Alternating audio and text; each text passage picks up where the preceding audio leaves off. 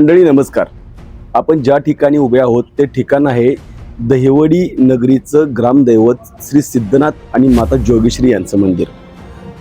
सिद्धनाथ आणि जोगेश्वरी या देवांचा रथोत्सव सोहळा उद्या संपन्न होतोय आणि त्याच ठिकाणी उद्या रथोत्सव सोहळ्यानिमित्त माझ्या पाठीमागे तुम्ही बघू शकता, या देवांच्या रथोत्सव सोहळ्यानिमित्त जो रथ आहे तो सजवण्याचं काम आता सध्या सुरू आहे. त्याचबरोबर मंदिर परिसरामध्ये सुद्धा सजावटीचं काम सुरू असल्याचं आपल्याला पाहायला मिळतंय. या देवांच्या मूर्ती आत्ताच सजवून, खरं तर मंदिराचा गाभारा असेल, मंदिराचा सभामंडप असेल, तो पूर्णपणे सजवून व्यवस्थित करण्यात आलेला आहे आणि याच देवांचा उद्या रथोत्सव सोहळा सकाळी संपन्न होईल. या दोन्ही मूर्ती माता जोगेश्वरी आणि सिद्धनाथ यांच्या मूर्ती रथात विराजमान करून हा रथोत्सव सोहळा दर्शनी दहिवडी शहरामध्ये दर्शनासाठी निघणार आहे. तर यासाठी दहिवडीतील संपूर्ण ग्रामस्थ, त्याचबरोबर दहिवडीमध्ये रोज कामानिमित्त येणारे सगळे लोक या रथोत्सव सोहळ्यासाठी मोठी गर्दी करतात. यावेळेला सिद्धनाथाच्या नावानं चांग भलं म्हणून गुलाल उधळत मोठ्या उत्साहाने हे सगळे भाविक एकत्र आलेले असतात. या रथाला खरं तर ओढण्यासाठी मोठा एक दोरखंड असतो आणि त्या दोरखंडांना मानवी साखळीद्वारे तो दोरखंड ओढून तो रथ संपूर्ण दहिवडी शहरामध्ये फिरवण्यात येतो. या यात्रेनिमित्त सकाळी या रथोत्सव सोहळ्याला सुरुवात होईल. दिवसभर रथोत्सव सोहळा झाल्यानंतर संध्याकाळी करमणुकीचा साधन म्हणून राधा पाटील मुंबईकर यांचा कार्यक्रम आयोजित केलेला आहे.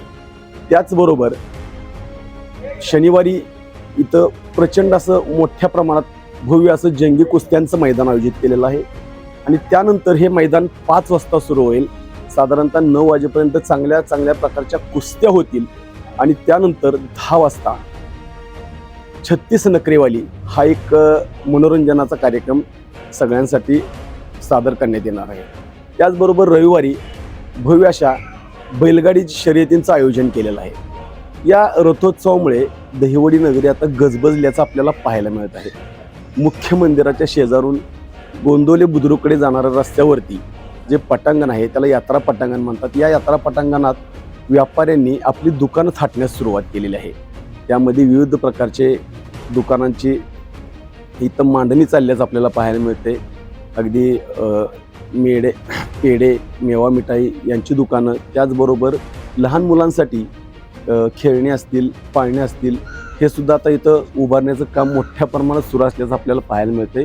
याच यात्रा पटांगणावर आपण आता हे पाहतोय आणि ही यात्रा पटांगण आता फुल्ल गजबजून गेल्याचं आपल्याला पाहायला मिळतंय.